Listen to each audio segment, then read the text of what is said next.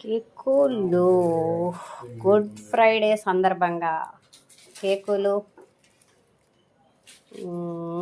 డ్రింకులు. ఇదేమో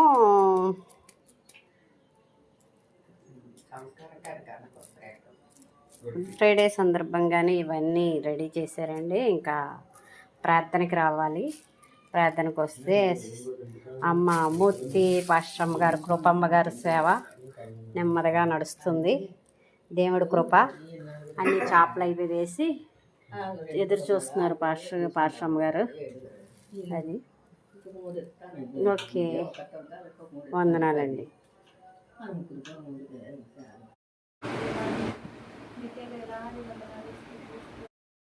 శాంతినిచ్చువాడు యేసు ఒక్కడే.